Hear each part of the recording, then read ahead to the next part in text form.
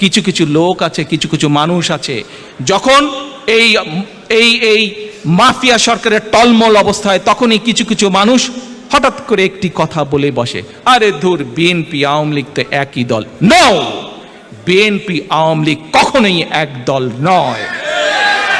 বিএনপির কোন নেতা সংসদে দাঁড়িয়ে বলেনি কোথায় সিরাজ শিকদার।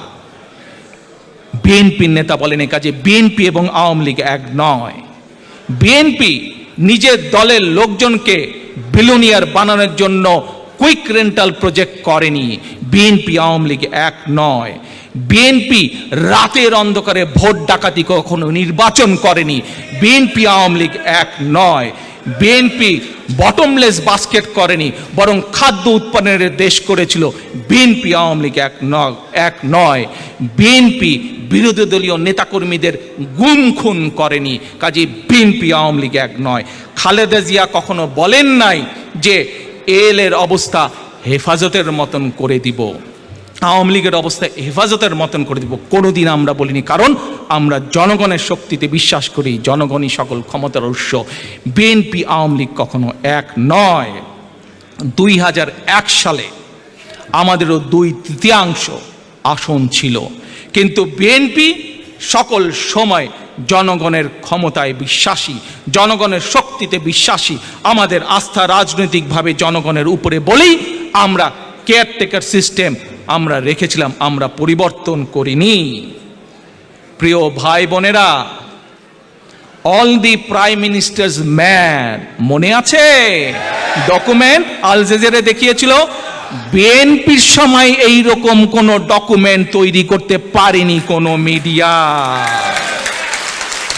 প্রিয় ভাই বোনেরা, জোর করে ক্ষমতা টিকে রাখতে, নিজেদের চুরি চামারি ডাকাতি, নিজেদের দুর্নীতির কথা যাতে মানুষ বলতে না পারে, ভোট চুরির কথা যাতে বলতে না পারে, যাতে প্রতিবাদ করতে না পারে, বিরোধী দল থেকে দমিয়ে রাখার জন্য আয়নাঘর কে তৈরি করেছে? এই মাফিয়া সরকার। বিএনপি কোনোদিন আয়নাঘর তৈরি করে নাই, কাজে বিএনপি আওয়ামী লীগ এক নয়। কাজে যারা বলেন বিএনপি আওয়ামী লীগ এক, দয়া করে ভুলে যান, বিএনপি আওয়ামী লীগ আর নেভার দি এক, নেভার দে আর সেম। প্রিয় ভাই বোনেরা, একটু আগে আমি একটি কথা বলেছি, কয়দিন আগে আপনারা দেখেছেন যে এই মাফিয়া সরকারের নেত্রী, মাফিয়া শেখ হাসিনা কয়েকদিন আগে বলেছে বিএনপির অবস্থা নাকি হেফাজতের মতন হবে। আজ এই মঞ্চে দাঁড়িয়ে আমি কয়েকবার বলেছি যে যেদিন ইনশাল্লাহ বাংলাদেশে জনগণের সরকার প্রতিষ্ঠিত হবে, সেই দিন ওই বিডিআর হত্যাকাণ্ডের বিচার হবে। আজ শেখ হাসিনা স্বীকার করে নিল যে হেফাজতে যে মানুষগুলোকে সেদিন হত্যা করা হয়েছিল সেই হত্যার নির্দেশদাতা সে। কাজেই আজ এই মানুষগুলো আপনাদের সকলের সামনে আমি বলতে চাই, এই হেফাজতের মানুষগুলোকে হত্যার বিচারের দায় শেখ হাসিনাকে নিতে হবে। প্রিয় ভাই বোনেরা, দুদিন আগে এই মাফিয়া নেত্রী শেখ হাসিনা আরেকটি কথা বলেছে। বিএনপির সমাবেশের লাখো মানুষের অংশগ্রহণে যেভাবে মানুষ বিএনপি জাতীয়তাবাদী শক্তির ডাকে রাজপথে নেমে এসেছে, যেভাবে তাদের মসনদ কাঁপা শুরু করেছে, ভয় ভীত হয়ে বলেছে যে বেশি বাড়াবাড়ি করলে বলে খালেদা জিয়াকে আবার জেলে পাঠাবে। প্রিয় ভাই বোনেরা, খালেদা জিয়া আমার মা, আমি তার সন্তান। আজ শেখ হাসিনা যেই কথা বলেছে খালেদা জিয়াকে জেলে পাঠাবে, আজ আপনাদের সামনে এবং সোশ্যাল মিডিয়ার মাধ্যমে যারা সংযুক্ত আছেন প্রতিটি মানুষের কাছে আমি শুধু একটি কথা বলবো, শেখ হাসিনার এই জবাব আমি দেব না। শেখ হাসিনার এই জবাব আমি বিশ্বাস করি দেশনেত্রী খালেদা জিয়া হচ্ছেন গণতন্ত্রের নেত্রী, বাংলাদেশের সাধারণ মানুষের নেত্রী। কাজেই হাসিনার এই কথার জবাব বাংলাদেশের মানুষ তাকে দেবে। এই জবাব আমি দেব না, এই জবাব আমি দেব না। খালেদা জিয়া মানুষের নেত্রী, মানুষ এই জবাব দেবে।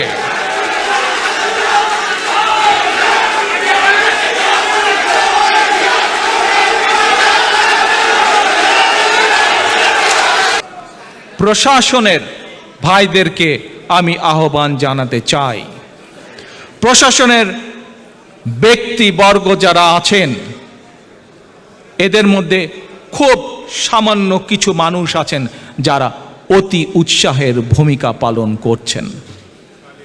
আপনাদের প্রতি আমাদের আহ্বান, আপনাদের প্রতি বাংলাদেশের মানুষের আহ্বান, অনেক হয়েছে, এবার ক্ষান্ত দিন, এবার শান্ত হন।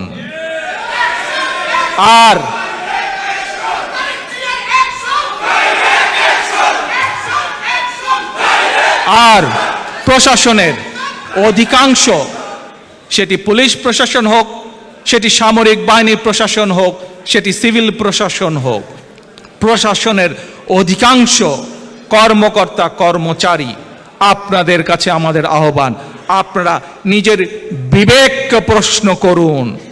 আমরা নিশ্চিত আপনাদের বিবেক বলবে যে জনগণের উপরে গুলি চালাবেন না। আপনাদের বিবেক বলবে যে আপনারা অবৈধ ভোট ডাকাত সরকারের অবৈধ আদেশ মানতে বাধ্য নন।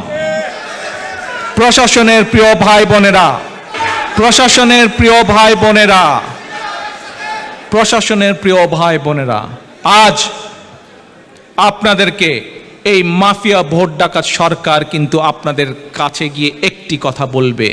কি সেই কথা?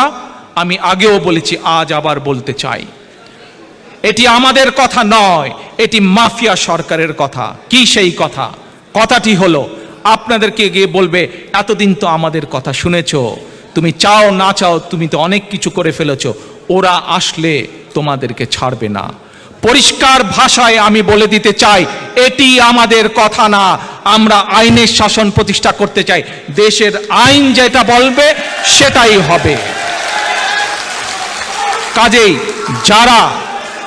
কাজেই যারা বাধ্য হচ্ছেন, প্রশাসনের যে সকল কর্মকর্তা আপনারা বাধ্য হচ্ছেন, আপনারা দয়া করে আর অবৈধ আদেশ মানবেন না। কারণ আন্দোলনকামী জনগণ রাজপথে নেমে এসেছে তাদের ভোটের অধিকার প্রতিষ্ঠা করার জন্য। এবং প্রশাসন ভাইরা মনে রাখবেন, এটি শুধু ভোটের অধিকার আন্দোলনকামী জনগণ নিজেদের ভোটের অধিকারই শুধু প্রতিষ্ঠা করছে না, তারা আপনাদেরও ভোটের অধিকারের পক্ষে কথা বলছে, তারা আপনাদেরও ভোটের অধিকারের পক্ষে কথা বলছে, আপনাদেরও ভোটের অধিকার প্রতিষ্ঠা করতে চায়। এবং সে কারণে দয়া করে আর জনগণের বুকে গুলি চালাবেন না। প্রিয় দেশবাসী, প্রিয় ভাই বোনেরা, আমি এখন আমার সামনে এখানে বহু তরুণ প্রজন্মের ভাই বোনেরা উপস্থিত। আজ বিএনপির যে সমাবেশগুলো হয়েছে, প্রত্যেকটি সমাবেশে আমি লক্ষ্য করেছি লক্ষ লক্ষ তরুণ প্রজন্মের ভাই বোনেরা উপস্থিত হয়েছেন। আজ তরুণ প্রজন্মের প্রতিটি মানুষকে আমি একটি কথা বলতে চাই, বিগত 15 বছর ধরে তোমরা যারা ভোটের অধিকার অর্জন করেছ, আমার প্রশ্ন, তোমরা কি তোমাদের এই অধিকার প্রয়োগ করতে পেরেছ? না, কেউ পারেনি। এই ভোটের অধিকার একজন নাগরিক হিসাবে তোমার অধিকার, এই ভোটের অধিকার তোমার মানব অধিকার, এই ভোটের অধিকার তোমার জন্মগত অধিকার। প্রিয় তরুণ প্রজন্মের ভাই বোনেরা, আজ এই অধিকার আদায়ের আন্দোলনে তোমাদেরকে রাজপথে নেমে আসতে হবে। কারণ আজ যদি তুমি তোমার এই অধিকার প্রতিষ্ঠা করতে না পারো, তবে তুমি নিশ্চিত থাকতে পারো ভবিষ্যতে এই মাফিয়া সরকার তোমার আরো অনেক ন্যায্য অধিকার থেকে তোমাকে বঞ্চিত করবে। কাজেই তোমার ন্যায্য অধিকার যদি তোমাকে পেতে হয়, তোমাকে আজ তোমার এই ভোটের অধিকার তোমাকে প্রতিষ্ঠা করতে হবে। তার জন্য আজ তোমাকে জনগণের সাথে, মরিয়ম বেগমদের সাথে তোমাকে আজ রাজপথ দখল করতে হবে। প্রিয় দেশবাসী, আমি আগেও বলেছি, আজ আবারও আমি বলতে চাই, বক্তব্য অনেক হয়েছে, বক্তব্য দীর্ঘ থেকে দীর্ঘতর হবে বললে আমি আপনাদের সামনে, দেশবাসীর সামনে আবারও একটি কথা উল্লেখ করতে চাই।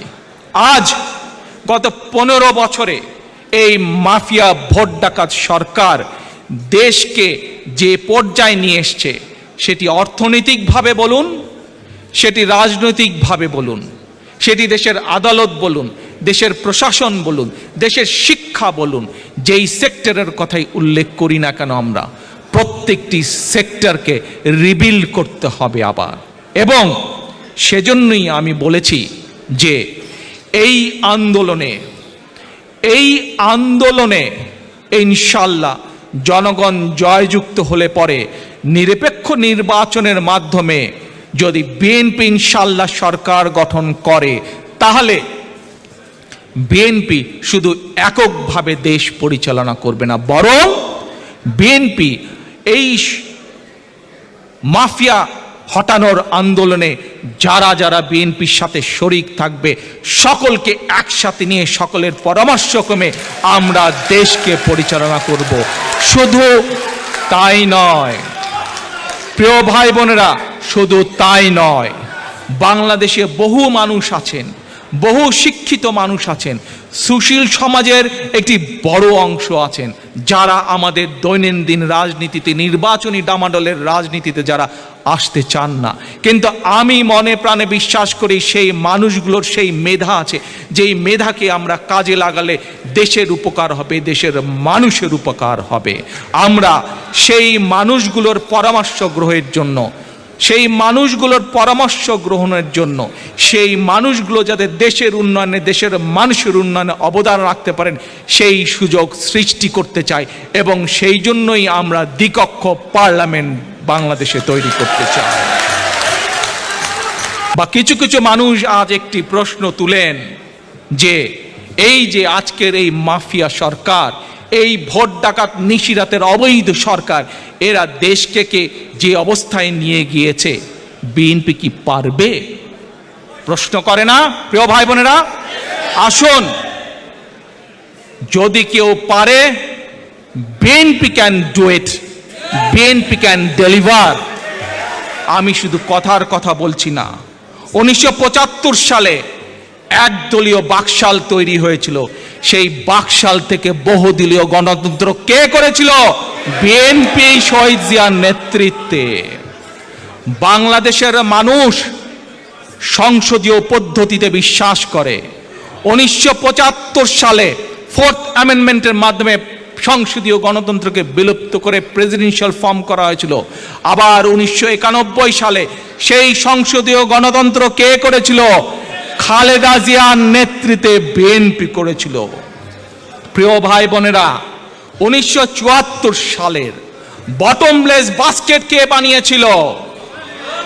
বটমলেস বাস্কেট, দুর্ভিক্ষের দেশকে বানিয়েছিল শেখ মুজিব তথা আওয়ামী লীগ। সেই বটমলেস বাস্কেট থেকে খাদ্য উৎপাদন দ্বিগুণ করে খাদ্য রপ্তানিকারক দেশ কে বানিয়েছিল? বিএনপি তথা শহীদ রাষ্ট্রপতি জিয়াউর রহমান। 1972 থেকে 1975 হোক, 1996 থেকে 2001 হোক, দেশকে ছিনতাই, রাহাজানি, ডাকাতি, অরাজক অবস্থা থেকে মুক্ত কে করেছিল? বিএনপি করেছিল।